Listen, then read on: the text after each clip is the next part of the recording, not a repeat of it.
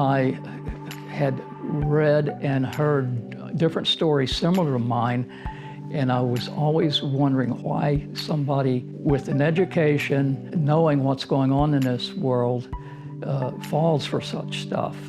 And I figured I was too well informed and too smart for somebody to take advantage of me, but they just caught me at the right time. Hi, my name is Bernie, and I was a victim of fraud.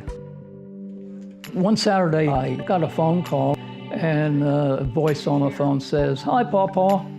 And that's what my grandchildren call me all the time, is Pawpaw. He says, I'm up in New York. And I couldn't figure out why he would be in New York, but so be it. I says, "This is Zachary, isn't it?" He says, No, I'm not Zachary. I'm your other grandson, Pawpaw. And I said, "Oh, this is Jacob." He says, "Yeah, I'm Jacob." So that was my first mistake. And he says, I've got a big problem. I was in a car accident. A lady ran a red light and hit the car, and I got arrested for DUI. He went on to tell me that he needed money to get out of jail. So that's why I'm calling you, Pawpaw, so I can get some money. And when he said that, I immediately knew that I had to help the kid out. I asked Jacob where I could send the money, and he said, well, the police were nice enough to give me the phone number and name of a public defender that will take care of the case. And I immediately called this supposedly attorney, John Williams. And John Williams went over the fact that he needed $1,500 to get Jacob out of jail. And he explained to me to go to my local Western Union office, and you can send the money to me.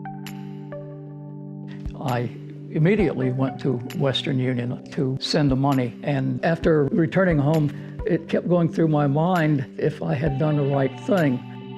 The next morning, the phone rings, and it's Western Union. Man says, "I'm from Western Union. I want to tell you that the transaction that you made yesterday has been frozen because we think this is a fraudulent transaction." And he told me then what to do: go back to the Western Union kiosk, explain to them what is going on, and he gave me a number that they could use to retrieve my money.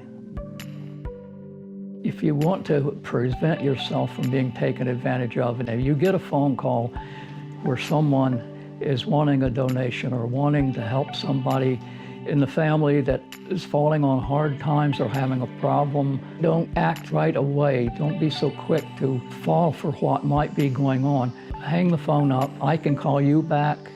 It will give you some time to maybe clear your mind to know that it's a scam.